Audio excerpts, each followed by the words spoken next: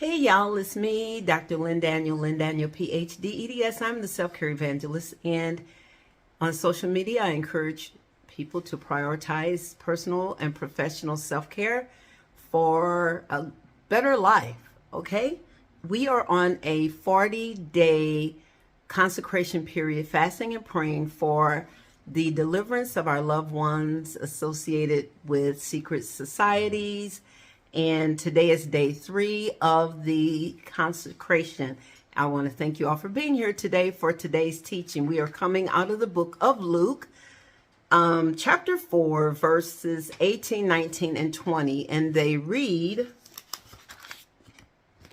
"The Spirit of the Lord is upon me, because he has anointed me to preach the gospel to the poor. He has sent me to heal the brokenhearted, to proclaim liberty to the captives, and recovery of sight to the blind, to set at liberty those who are oppressed, and to proclaim the acceptable year of the Lord." Then he closed the book and gave it back to the attendant and sat down. And the eyes of all who were in the synagogue were fixed on him. That was Jesus reading. In that passage, that was Jesus reading and then proclaiming who he was. Okay. So today I want to come to you from the lens of a literacy teacher. I am a literacy teacher. I teach English, secondary English. I have a PhD in reading, language literacy, and leadership. And so I am going to present this Bible study from the lens of a literacy teacher, because I am a Bible student. I am not a Bible scholar.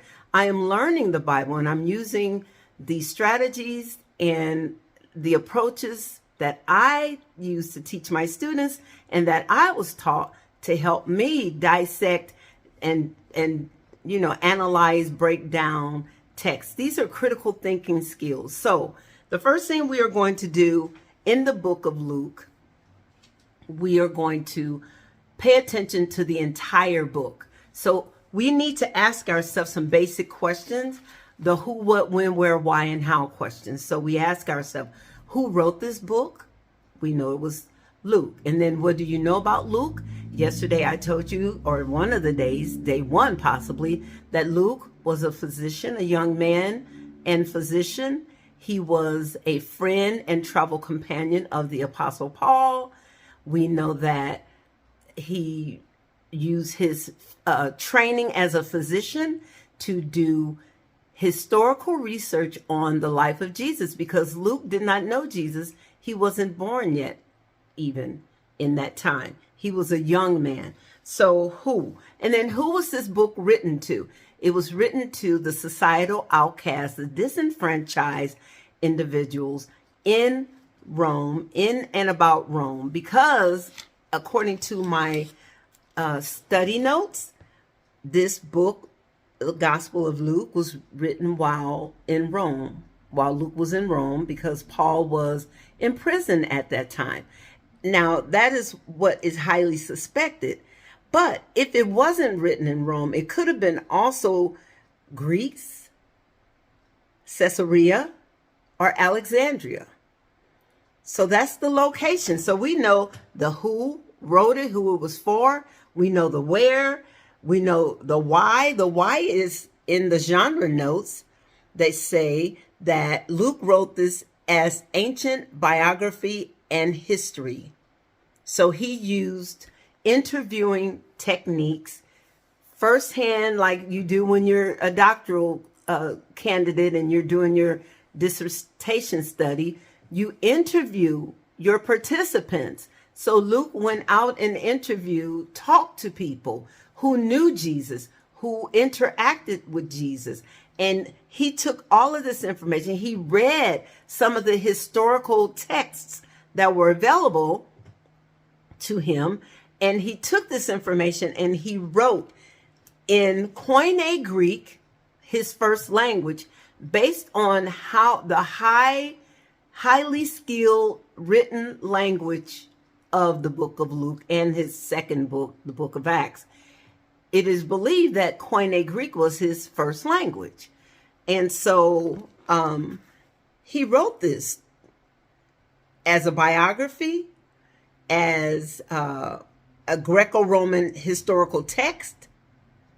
And yeah, so that we could see Jesus's humanity appealing to the disenfranchised, Jesus's message of the gospel being taken to the fringes of society to welcome those individuals in. Those of us who are not with the Sadducees and the Pharisees, we're not with the upper crust and the high class. We are just the average citizens who are overlooked or ignored or maybe even mistreated or treated like second-class citizens. That is what Luke showed us about the ministry of Jesus in the Gospel of Luke.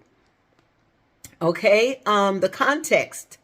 We know that he wrote this book to Theophilus and to other sophisticated Gentiles to provide a rigorously researched account and historically accurate account of Jesus's ministry. So that's the first thing we do.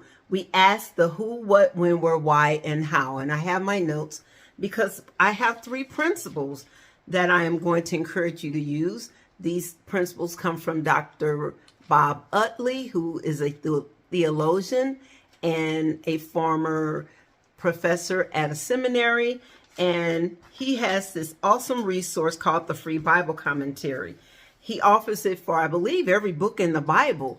But the one I have for the book of Luke is an outstanding document. So Dr. Utley provides 3 principles of biblical study to help us accurately interpret the Bible. The first thing he says is to note the historical setting of the book, pay attention to when the book was written and who it was written for, because we have to have those details accurate so we can understand the purpose of the book and the message of the book. This will help us to interpret the information correctly and then apply it correctly to our lives. The text cannot mean something to us that it did not mean to the original author. We must be mindful to keep the accuracy and the efficacy of the text. The second principle is to identify the literary units. So we understand the whole biblical book, right? And then we look at that whole chapter. We look at that whole book of Luke. We look at the chapters. We pay attention to that whole book before we start interpreting the book, before we start interpreting the individual chapters, paragraphs, and verses. We look at the whole picture. That's the deductive lens. Just like when you go to the store and you buy a box with 500-piece puzzle. On the cover of the box, you have the whole picture. That is your deductive lens, so that you will know what to expect at the outcome. You're going to have this picture when you're finished putting all the pieces together. The little pieces that you're putting together, that's the inductive lens. Okay, so we do whole to part so that we can understand the message before we try to interpret it. And again, we cannot add a meaning or assign a meaning that was not originally assigned by the author. Also, in order for us to apply the word, we need to have the proper interpretation. So we don't start trying to figure out what words mean by themselves and interpret that as a word of knowledge or something of that nature. We look at the context of how those words and phrases and sentences and verses were used. And the third principle is he encourages us to read different translations of the Bible because, as you know, whatever language you speak as your first language, second, or multiple languages, you know that words have multiple meanings. And so when we read multiple or various translations, it helps us to see what those words really mean. It fills out the pictures. It gives us the possible range of meaning of the word so we can understand the nuances that are there in the language that we may not get in the English language. Like people who are learning languages, if you're learning French, you're learning Arabic, someone is learning English, idioms are difficult to understand. They have no direct translation from English to another language. So you have to learn what the idiom means and get a picture, an image of what that idiom, how it looks when it's applied to life. So these are the three principles that are important to us as we are going on this study of the book of Luke. Okay, so we are in the book of Luke. We are looking at the book, chapter 4 very closely, but I am encouraging you to look at the entire book. And then our key scripture is from 4:18 through 20.